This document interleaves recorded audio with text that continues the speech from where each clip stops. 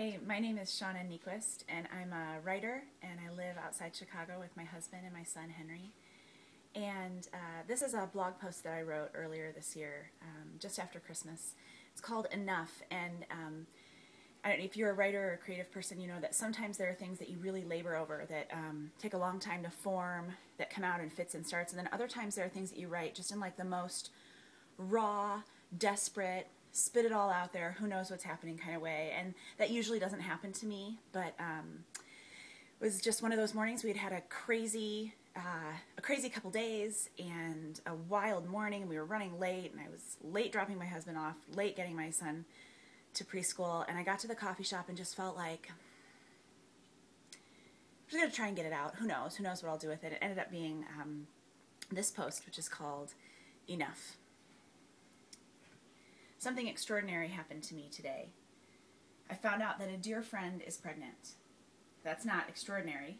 Everyone I know is pregnant. You think I'm exaggerating, but I have 17 pregnant friends and 9 friends with babies born since September. Not just Facebook friends or acquaintances either. Real, see them at church, go to their showers, send them baby blankets friends. It's an epidemic, and sometimes I think that I might be at the center of it. Like, if you're my friend, you're 883,000 times more likely to get pregnant than if you're not my friend. I'm like an incredibly successful fertility drug. My friend Kelly used to say that if you want to get married, you should be his roommate. Because for a couple years, everyone who moved in with him promptly met someone, fell in love, moved out, and got married. That's how I am with pregnancies, I think. Trying to conceive, I'm your ticket.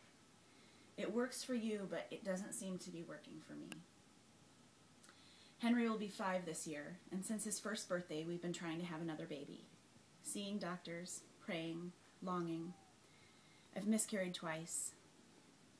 After miscarrying twins last February, I took a time out to train for the marathon, knowing that on some sludgy, inarticulate level, I couldn't try for a while. My heart couldn't bear anymore. The marathon was several months ago. Nothing to report. And in the meantime, approximately every woman I know between 20 and 40 has announced a pregnancy.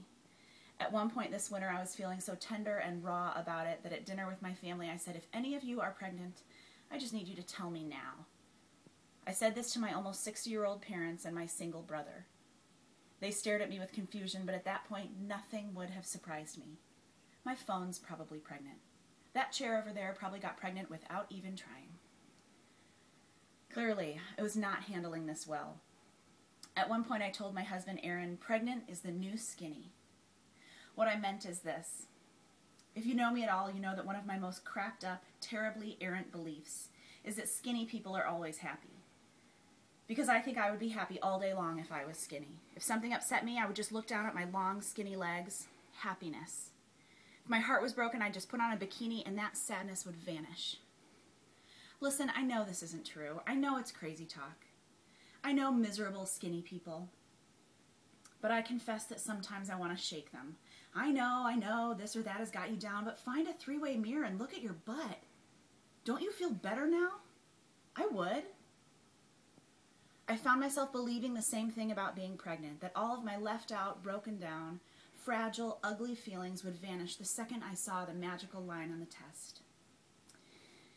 I know it's not true, but I felt it. And I became the person that people don't want to tell. I hate that. A friend told me her happy, fantastic news, and just a second later she burst out crying, afraid for how this would make me feel. I hate that. I work really hard to arrange my face in such a way that it approximates uncomplicated glee. And I am happy for them, of course. But sometimes just after the happiness is the desperation. Some days are easier than others.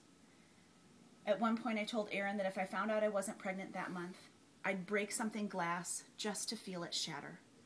I was counting the days all the time, recounting, hoping. And then I found out that I wasn't pregnant again. I didn't break anything, but it seems that something broke inside me. Something cracked and all the energy and fear and roiling anger drained out.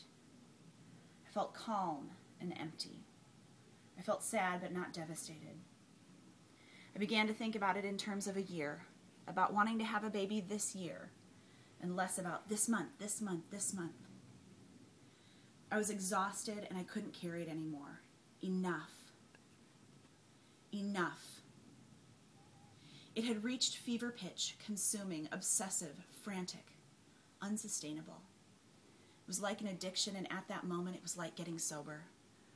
Raw, silent, clear-eyed, the absolute stillness after a storm. It felt like praying. This morning when I heard the news about my friend, I felt what I've always wanted to feel, but couldn't locate. Uncomplicated and deep happiness. I felt happy for her. Very, very happy. And I feel so thankful for that feeling, for being able to be uncomplicatedly happy for the people that I love. It could all change again next month, I know that. I've been around this block for years now. Easier and harder, more complicated and less. I'm all serene and happy right now, but I could be back to throwing glassware next month. This morning, though, I'll take what I can get. The word that came to my mind this morning was enough. Enough. I don't want to live like that anymore. And enough. I have enough. I have more than I need, more than I could ask for. I have a son who delights me every single day, a husband I adore, a family that walks with me well, and friends that make the world feel rich. I do work I care about, no small thing. It's not wrong to want another baby, but there's a fine line in there, and I feel I've crossed it a few times this winter, and crossed over into that terrible territory where you can't be happy unless you have just the thing that you want, no matter what else you have. Speaking of children, that's how they are.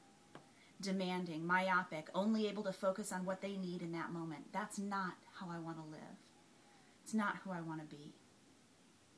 I want to cultivate a deep sense of gratitude, of groundedness, of enough, even while I'm longing for something more. The longing and the gratitude both. I'm practicing believing that God knows more than I know, that He sees what I can't, that He's weaving a future I can't even imagine from where I sit this morning. Extraordinary indeed, and more than enough.